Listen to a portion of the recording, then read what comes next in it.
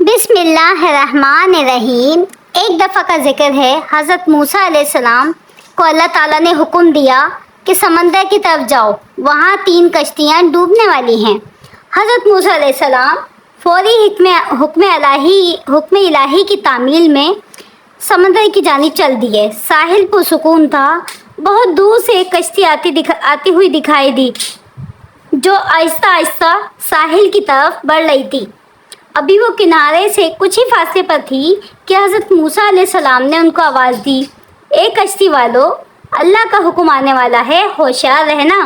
انہوں نے جواب دیا، آپ جانتے ہیں کہ اللہ کے حکم کو کوئی نہیں ٹال سکتا، ہم تو اس کے بندے ہیں، حکم الہی کی پابند ہیں۔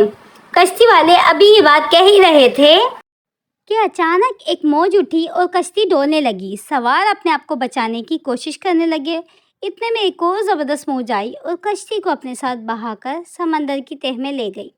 تھوڑی دیر میں ایک اور کشتی نظر آئی تو حضرت موسیٰ علیہ السلام نے انہیں بھی خبردار کیا اور کہا، ذرا محتاط ہو کر آنا۔ انہوں نے بھی پہلے والوں کی طرح جواب دیا کہ جو کچھ ہونا ہے ہو کر رہے گا، اور کشتی کو کنارے کی طرف لاتے رہے، یہاں تک کہ ساحل کے قریب آنے سے پہلے یہ کشتی بھی ڈوب گئی۔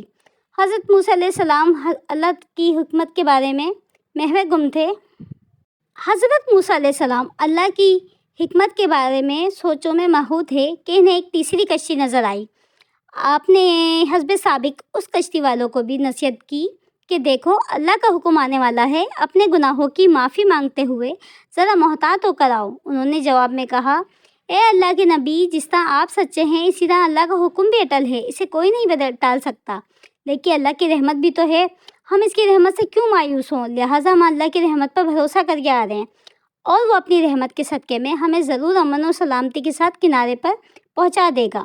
کشتی والوں کو جواب سن کر حضرت موسیٰ علیہ السلام خاموش ہو گئے، اور جب کہ کشتی بحفاظت کنارے آ لگی تو